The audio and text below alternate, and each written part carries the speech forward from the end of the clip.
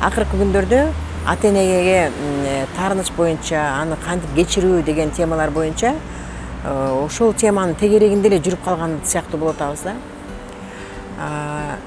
Мындай ата энеге таарынуу бул өзү сиздин жашооңуздагы аябай көп жакшы нерседен алыстатат экенин биз түшүнө албай жатабыз да.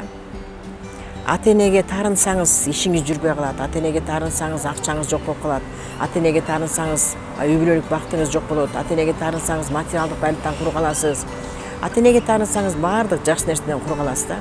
Мына ошону түшүнбөй эле биз биринчи таарынып алып туруп, анан баягы машинени бузуп салып туруп, анан кайра оңдогон сыяктуу да. Мисалы үчүн айтабыз го мындай, жаратылышты сакташ үчүн, тазалык сакташ үчүн булгабагыла депчи, а биз булгап салып туруп, анан кайра тазалап баштап атабыз да. Ошол сыяктуу эле өзү чын-чынына келгенде ата энелерге биз таарынганга акыбыз жок. Ата эне биз жаратты, бизди баардык ушул турган турпатыбызды, акыл эсибизди, аң сезимибизди баарын беришти, чоңойтушту, алар бизди окутушту, үйлөнтүштү, жайлантышты деген сыяктуу. Анан бирок аларга биз такыр таарынганга акыбыз жок да. Ошондуктан эми буга чейин бул түшүнүктөр жок болчу, бул билимдер жок болчу да. Эми канча миллиондогон булактар бар да, билим булактары.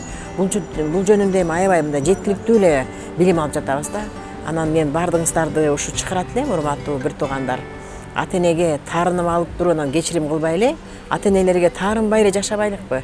Ыраазычылык келтирип, алардын батасын сурап, аларды сүйүп, алардын көңүлүн алып, алардын бир күнү баары бир ушул жашоону таштап кетет экенин түшүнүп, анан ата энеге ушундай мээрим төгүп, ыраазычылык келтирип, сүйүп жашаганга үйрөнөлү демекмин.